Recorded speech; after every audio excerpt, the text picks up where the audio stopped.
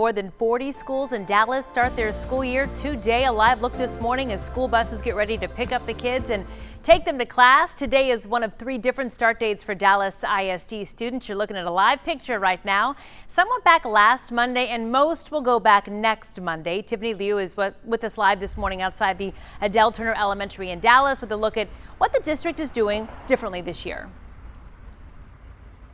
Yeah, good morning. Yeah, a lot of kids are going back to school today, and here at Adele Turner, they're actually getting a special visit today from the superintendent, Dr. Kina Hosa.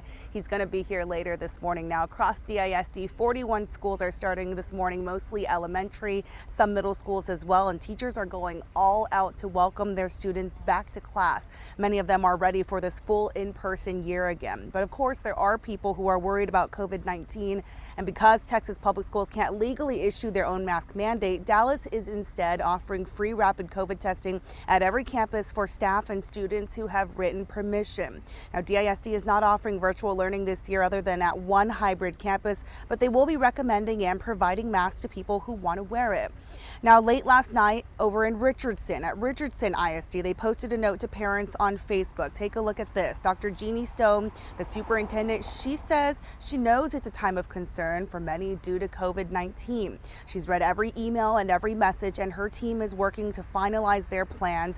And today, she says the district will be releasing more information. Hopefully, that will provide some relief for the parents who are concerned about the Delta variant. Now, this is just a week before Richardson ISD starts on August 17th. Now, we know that Dallas ISD isn't the only one that's welcoming back students this week. A lot of districts across the metro are doing the same in the upcoming days, and they all have their own COVID protocols as well. Let's send it back to you, Mark and Kara. All right, Tiffany, thank you for that. We certainly know a lot of parents have questions and concerns about COVID as we start this new school year, especially since kids under the age of 12 are not yet eligible to get a COVID shot. Well, let's go out to our health and wellness reporter, Sonia Azad. She's with a nurse practitioner to answer some of those questions. Good morning.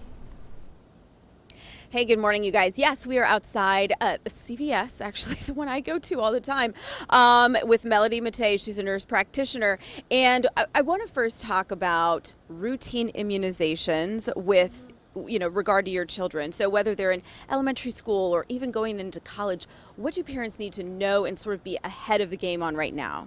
Yeah, so any childhood facility is going to recommend routine vaccinations for all children, of all ages, from childhood to above to high school. So it's very important to make sure those are up to date at the beginning of the school year. People going out of state and coming to Texas, it's very important because Texas does recommend other childhood vaccinations versus other states. 7th grade boosters, they're supposed to get a meningitis and a Tdap, so that's also important to know for the 7th graders. And is there anything, I know you have a little one going into kindergarten. Yes. For the first time in school, what do parents need to know if they're sending their kids to school for the first time? So typically at their 4-year-old immunizations, they get 4 different vaccines. And so you just need to make sure with your pediatrician that they did receive those vaccines at their 4-year visit.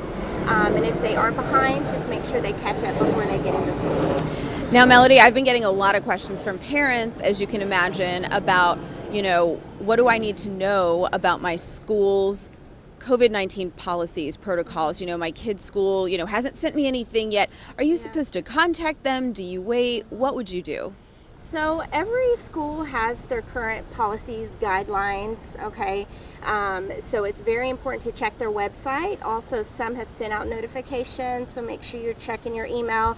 You can also just call them and say, hey, what's your policy? Are you going to require masks? Are you not? Unfortunately, with the executive order here in Texas, they're not mandating masks at most schools. So it's really up to the parents' decision, along with the pediatrician's recommendations and the school policies, to where you can make the best decision for your child, whether masks are going to be needed or not for your child. Okay, so we're going to come back and chat more with Melody. If you have any questions, you're welcome to tweet me. Just use the hashtag #IamUp so we make sure to see your question, and we'll see you again here about 6:45. Mark. Some great information. Thank you for that, Sonia. See you then.